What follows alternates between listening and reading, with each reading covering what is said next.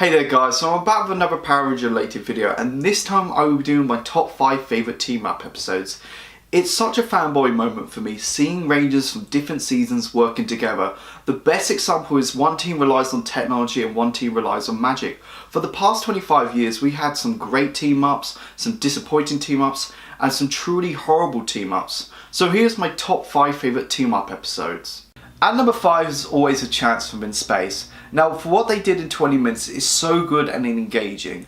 I love the idea of a Ranger from the previous series coming back to help as a replacement for a mistake he's done. Adam was the right choice for this kind of story. For the past 3 years we saw him grow from rookie to second in command. If they brought back Tommy, it would have been so unnecessary and distracting because he's just such the perfect Ranger. And Carlos and Adam have such a great dynamic together, especially in the Turbo era. And it also added some new material from the previous eras. Was it the original Turbo Rangers to leave, or Demetria wanted a set fresher Rangers? Are the CEO powers not applicable since they never mention them? And the power coins that are supposedly destroyed, they're still operational but just unstable. And number 4 is True Blue to the Rescue from In Space. This is such a forgotten episode. Say what you want to say about Justin, he was annoying at times. I personally didn't mind him.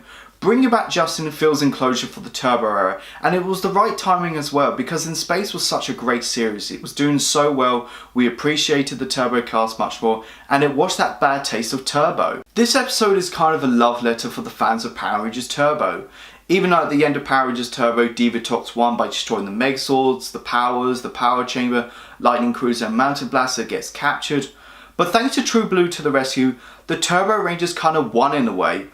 Mountain Blaster and Lightning Cruiser gets rescued. We learn that not all powers were destroyed since Justin can morph again, and later on in Forever Red, TJ can morph.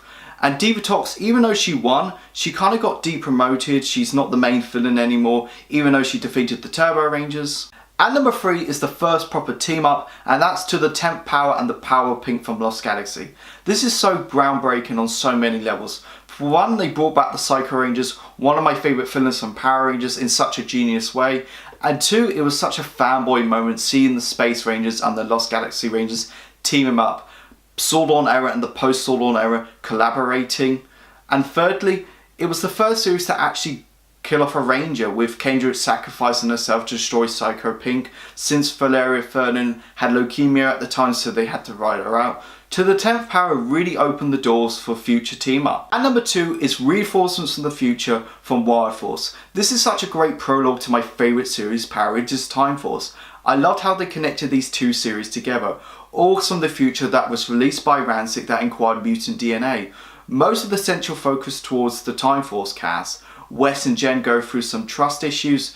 Eric has a love interest with Taylor, and it really works. Wouldn't it be so cool if Eric returns at the end of Wild Force and Taylor and Eric was dating or something?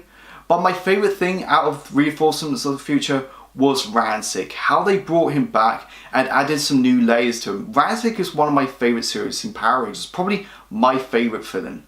But I loved his relationship with the Rangers, earning the Rangers' trust, sacrificing himself, and becoming human again was such a touching moment. So my favourite team up of all time is Clash of the Red Rangers from Samurai. It is absolutely amazing. Oh my god, no. Clash of the Red Rangers is probably the worst team up episode of all time. It is disgraceful. It is disgrace to RPM, which is a great series. We will never talk about that team up episode again. But my favourite team up is Forever Red from Wild Force, which celebrated 10 years of Power Rangers. They brought back all the Red Rangers for the past 10 years, apart from Rocky, but they did try.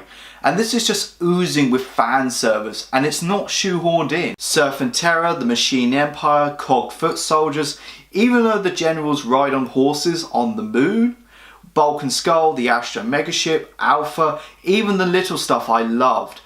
It's amazing what they accomplished in 20 minutes.